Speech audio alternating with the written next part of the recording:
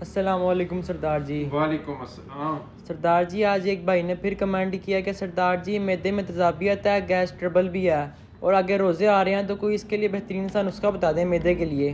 دیکھو، میدے کے لیے سب سے پہلے تو آپ نے پرہیز رکھنا ہے کہ تلی چیزیں، فرائی چیزیں، باہر سے کھانے پینے نہیں کھانے۔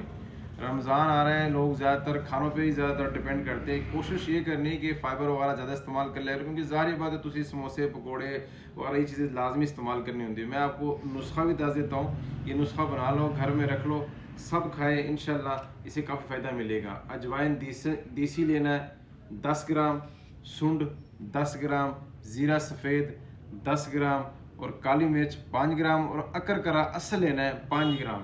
اس کو اچھی طرح صاف کر کے اس کو اچھی طرح پیس لینا، بے شک گرائنڈ میں پیس لینا، کوئی ایسے مسئلہ نہیں۔ آدھی چمچ کھانے سے 10 سے 15 منٹ بعد کھاؤ، ہاضمہ وغیرہ بھی ٹھیک ہو جائے گا، میدے میں تیزابیت بھی ٹھیک ہو جائے گی۔ بہترین نسخہ ہے، اس کا کوئی نقصان بھی نہیں ہے، بالکل استعمال کرے۔ جو میدے کا مریض ہے وہ بھی استعمال کرے، بلڈ پریشر کا مریض ہے وہ بھی استعمال کرے، کیونکہ اس میں نمک نہیں ہے، یہ نمک کے بغیر ہے اور اس میں چیزیں بھی بڑی صاف ستھری ڈالنی ہے۔ اکر کرا ایک نمبر ہونی چاہیے۔ انشاءاللہ بہترین نسخہ ہے، استعمال کرو۔ اگر شیئر بھی کرو کہ اگر رمضان ہے کسی کو فائدہ مل جائے، کیونکہ ظاہر بات ہے جدو سٹارٹ 2-3 روزے تسی رکھنے ہیں تو ان دوران گیس ٹربل، میدے میں تیزابیت وغیرہ ہو جاتی ہے، تو انشاءاللہ اسے کافی بہتری ہو جائے گی۔ لیکن آپ لوگوں نے خود بھی کوشش یہی کرنی کہ بد پریزی نہیں کرنی۔